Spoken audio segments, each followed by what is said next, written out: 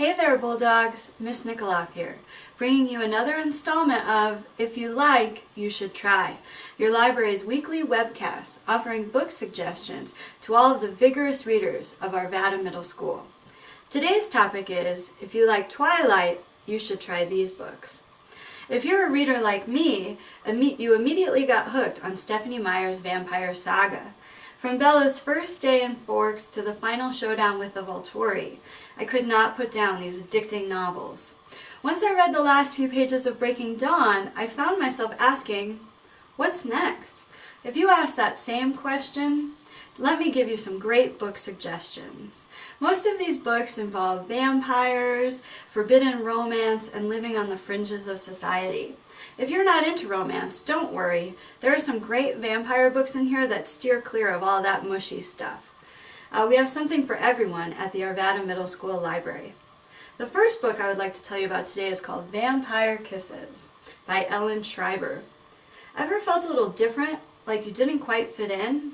Well, in Dolesville, Raven clearly stands out with her all-black Gothic style and obvious obsession with vampire lore. When a family moves into an abandoned, haunted mansion at the top of the hill, Raven's curiosity is sparked when she suspects vampire amongst its occupants. She attempts to protect the family's privacy concerning village gossip, while at the same time feeding her own appetite to learn more about these mysterious, nocturnal people. At her part-time job, Raven hears the following comment.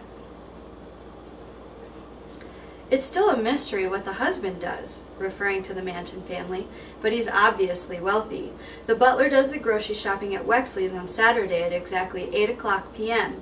and picks up the dry cleaning on Tuesday, all dark suits and cloaks. The wife is tall and pale, in her mid-40s, with long dark hair, and she always wears sunglasses. It's like they're vampires, Ruby concluded, not knowing about my fascination. They've only been seen at night. They're so ghoulish, dark, and brooding, like they're straight out of a B-movie horror flick, and no visitors have been inside the house, not one. Do you think they're hiding something? As these rumors spread, Raven's desire to know these newcomers strengthens. She has a series of events where she attempts to get to know these alleged vampire occupants, especially the young, attractive 17-year-old son. Are they in fact the vampires Raven hopes they will be? Will they, both Raven and the new family, ever be accepted in Dolesville? I promise you, once you pick up Vampire Kisses, you will not be able to put it down. If you thought vampires were suspenseful, just wait until you read about beautiful 16-year-old girls' exchanges with Death himself in Keturah and Lord Death by Martine Leavitt. As Keturah's own death approaches, after being lost in the wood outside her quiet medieval village, she attempts to charm Lord Death with stories of love and intrigue in order to ensure her own survival. Lord Death promises that if Keturah finds her true love in one day, he will allow her to live. If she does not find her love, Lord Death, being mesmerized by Keturah's beautiful storytelling and feminine grace, intends to make her his wife. Let's read a short passage from the first chapter as Keturah reaches a deadly compromise with Lord Death. Lord Death claims, "Find this love in the day I have given you, and you will live and not come with me at all. Now I will set you upon my horse and return you to your grandmother, but only until the morrow. You are not angry with me for being more clever than you?"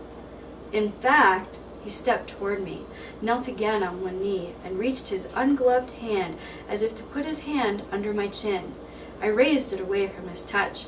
He did not lift his hand to touch me, nor did he lower it. I could feel the cold emanating from his fingers, so cold it burned my throat.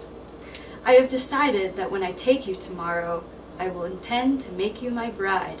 What do you say to that, Keturah Reeve?"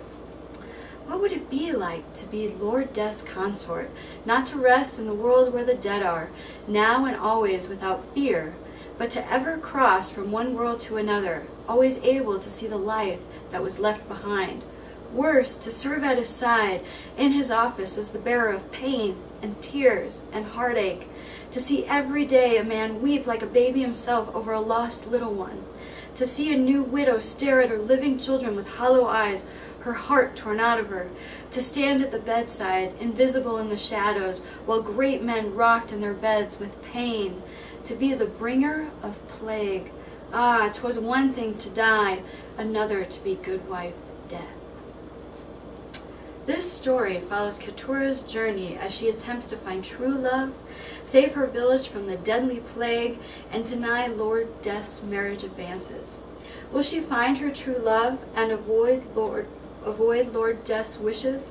Is Keturah doomed to be Queen Death eternally? Will the impending plague wipe out her village entirely? Come down to the library to find out.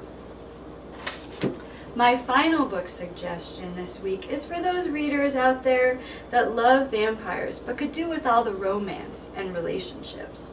Cirque du Freak by Darren Shan follows a young boy as he visits a traveling freak show. Darren goes with his friend Steve to see the variety of freaks on display that night, from a poisonous spider to a literal snake boy. The dangerous wolfman, for example, is described as follows. He was the wolfman. He was very ugly, with hair all over his body. He wore a piece of cloth around his middle, like Tarzan, so we could see his hairy legs and belly and back and arms. He had a long, bushy beard, which covered most of his face. His eyes were yellow and his teeth red. He shook the bars of the cage and roared. It was pretty frightening. Lots more people screamed when he roared. I nearly screamed myself, except I didn't want to look like a baby. The wolfman went on shaking the bars and jumping around before calming down. When he was sitting on his backside the way dogs do, Mr. Tall walked on and spoke. "Ladies and gentlemen," he said, and even though his voice was low and croaky, everyone could hear what he was saying. "Welcome to the Cirque du Freak, home of the world's most remarkable human beings. We are an ancient circus," he went on. "We have toured for 500 years, bringing the grotesque to generation after generation. Our lineup has changed many times, but never our aim, which is to astound and terrify you. We present acts both frightening and bizarre, acts you can find nowhere else in the world. Those who are easily scared should leave now. I'm sure there are people who came tonight thinking this was a joke. Maybe they thought our freaks would be people in masks or harmless misfits. This is not so. Every act you see tonight is real, each performer is unique, and none are harmless." This evening of fun and adventure eventually turns into a darker understanding of the world of vampires. At first, a simple admiration of a talented spider within the freak show seems harmless. However, Darren's admiration turns into obsession as he creates deeper and deeper conflict between himself and a notorious freak show vampire. Does the vampire kill Darren and Steve? Are they able to leave the circus alive and, possibly, with the talented spider as well? Cirque du Freak will not disappoint. The thrilling climax will have you wanting to read the 12 suspenseful novels within the saga. Beyond these 3 novels, we have many others for your reading pleasure. From Tantalize to Vampire Diaries, there is something for everyone in our library, and I'm happy to help you search for the perfect book at any time.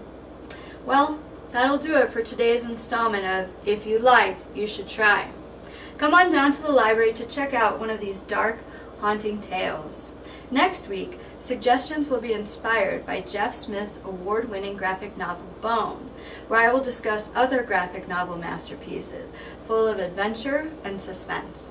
See you in the library, Bulldogs. Until then, remember to read to succeed.